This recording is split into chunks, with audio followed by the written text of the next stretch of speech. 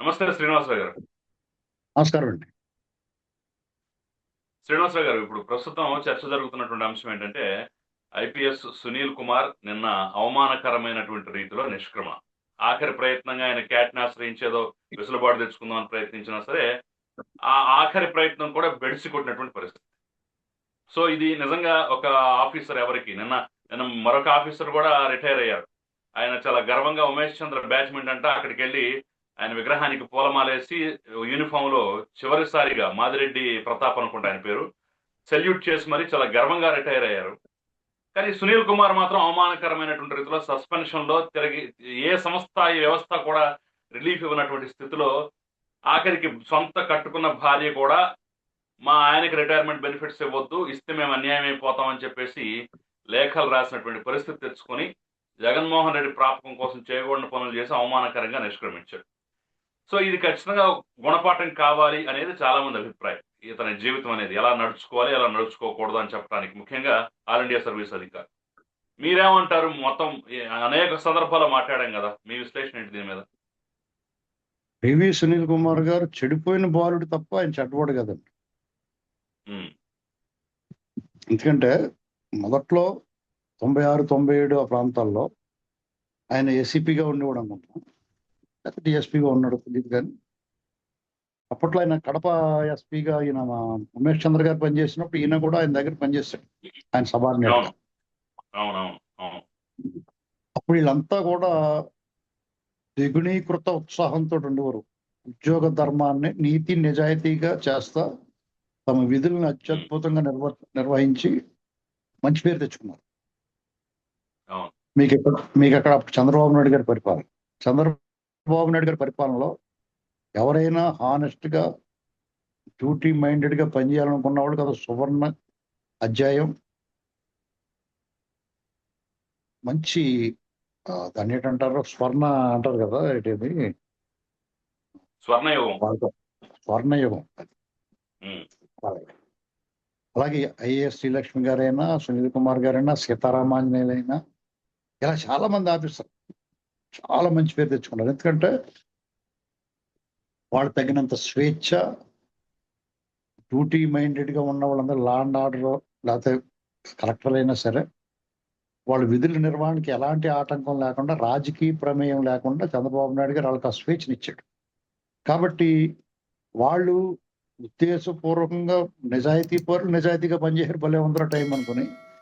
కాస్త నిజాయితీ తక్కువ ఉన్న వాళ్ళు కూడా ఇది ఒక కవచం కింద కొంచెం నిజాయితీగా పనిచేసేసి వాళ్ళు దాని షీల్డ్ కింద తయారు చేసుకున్నారు. అంటే తర్వాత కాలంలో మారిపోయిన వాళ్ళందరూ కూడా అప్పుడు అవకాశాన్ని ఉపయోగించుకుని ఒక షీల్డ్ తయారు చేసుకున్నారు, మేము నిజాయితీ పరులు అన్నట్టుగా దాన్ని వాడుకున్నారు. తర్వాత వాళ్ళు బుద్ధి బయటెట్టుకున్నారు. రాజశేఖర్ వచ్చిన తర్వాత జైల్లో కూడా పోయారు. ఇది జగన్ వచ్చిన తర్వాత ఇంకా పెంట అయిపోయింది వీళ్ళందరూ.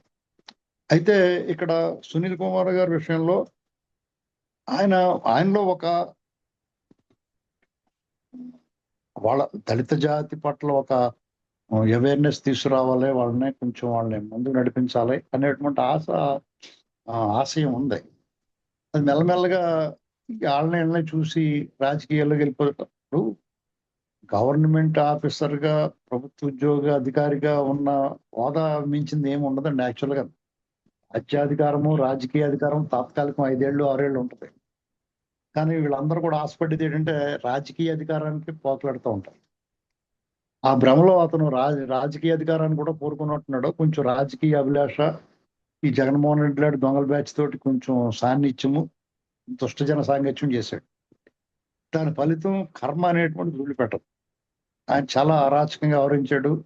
ఆయన ఎవరైతే సాంగత్యం చేశాడు, జగన్మోహన్ రెడ్డి ఎంతోమంది అధికారులని వాళ్ళ కెరీర్ని బలి చేశాడు. కొంతమంది జైల్లో పోయారు, కొంతమందిని విఆర్లో గట్టబెట్టి వాళ్ళందరినీ వేధించి, ఏబి వెంకటేశ్వరరావు గారు ఇలాంటి చాలా మందిని, ఈ మాదిరెడ్డి గారు వాళ్ళని కూడా సరిగ్గా డ్యూటీ అవ్వాల.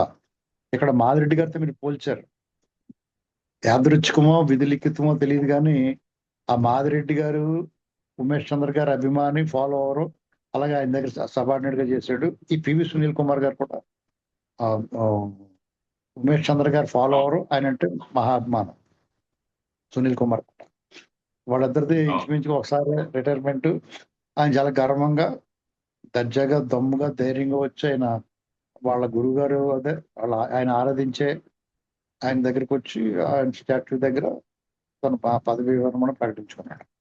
సునీల్ కుమార్ గారికి మరి ఆ పని చేయలేదు. ఆయన ప్రభుత్వము తర్వాత ఆయన ఎక్కడ ఆ క్యాట్లోకి ఎట్టగలితే ఆయన అక్కడ కూడా ఆయనకి చుక్కెదురైంది.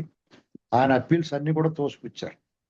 తర్వాత మరి మాజీ భార్య విడాకులు ఇచ్చారో తెలియదు కానీ ఆయన భార్య అని చెప్పుకున్న ఆవిడ వచ్చి ఆవిడ రిటైర్మెంట్ బెనిఫిట్స్ అన్ని ఆపమన్నారు. మీరు అన్నట్టుగా ఇప్పుడు వాళ్ళ పిల్లలేమో రిటైర్మెంట్ బెనిఫిట్స్ ఇవ్వమన్నారు. ఇదంతా కాంట్రవర్సీ 2014 నుంచి కలిసి ఉండట్లేదు అంటే విడాకులు తీసుకున్నట్టు ఎక్కడా లేదు కానివ్వండి, కలిసి ఉండట్లేదు అనేది వాళ్ళ వాదన. అదే ఇవన్నీ ఇలాంటి సమయంలో ఆయన ఇబ్బంది పెడతాయి. అతను డబ్బులు ఒకటే ఉండదని బోనం సంపాదించుకున్నాడు అంటున్నారు ఆయన. అయినా సరే ఒక ప్రభుత్వలో పనిచేసిన ఉద్యోగైనా అధికారైనా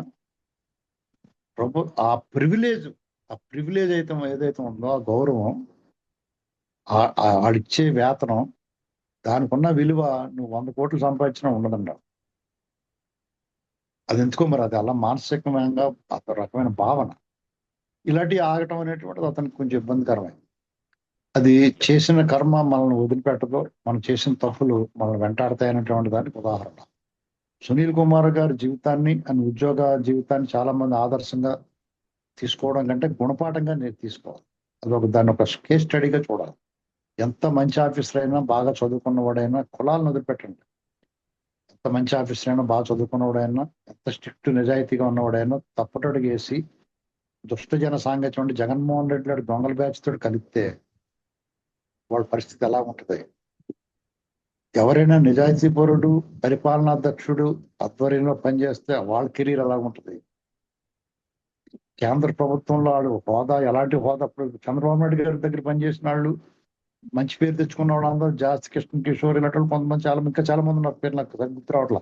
వాళ్ళందరూ కేంద్ర ప్రభుత్వం మంచి మంచి పదవులు అనిపించారు, మంచి మంచి పోస్టుల్లోకి వెళ్ళారు. వాళ్ళకి ఒక రకమైన గౌరవం లభించింది, ఆనర్ అన్నమాట. వీళ్ళందరూనేమో జైల్లోకి వెళ్ళిపోతున్నాయి. తర్వాత బెయిల్ కోసం లేకపోతే గుడ్లు గట్ట పెట్టండి బాబు అని అప్లికేషన్ పెట్టుకుంటూ ఇలాంటి పరిస్థితి తిరిగారిపోయారు. మాకు గుడ్లు కావాలండి, రాజమండ్రి అనుకోండి సీతారాలో టిఫిన్ బాగుంటుంది అక్కడ నుంచి తెప్పించండి వాళ్ళకి ఎంత డబ్బులు ఇచ్చి సీతారా టిఫిన్ ఒక 60 రూపాయలు అనుకోండి, ఇడ్లీ 250 పెట్టాలి. వాళ్ళందరూ లంచాలు ఇవ్వాలి కదా. అలాగే డబ్బులు తోలు తీరిపోతాయి. ఆడు చల్లారిపోయి అక్కడి నుంచి ఏడుకు వచ్చి చల్లారిపోతుంది. ఆ కర్మ ఎందుకంటే వాళ్ళు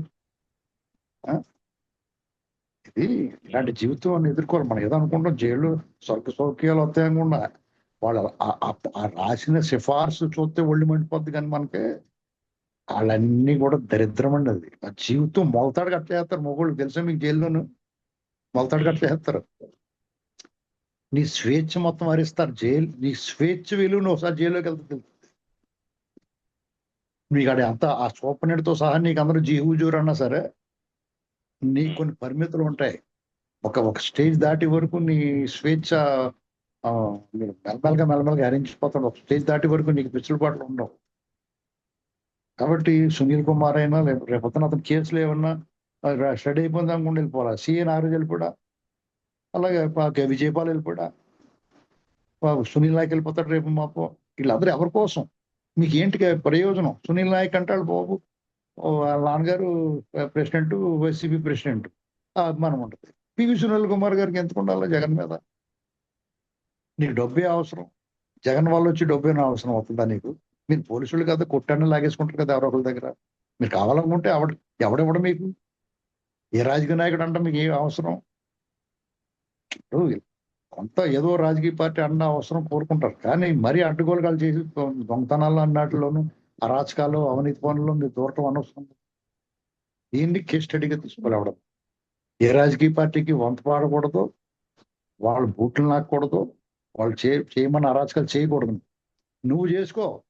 యేసు ప్రభు చెప్పినట్టు నీ కోసం నీ కుటుంబం కోసం నువ్వు అరాచకం చేసుకుని నువ్వు అనుభవించి తప్పలేదు. కానీ ఆవిడ కోసం చేసి నువ్వు అనిపించడం అంటే వెరీ బ్యాడ్.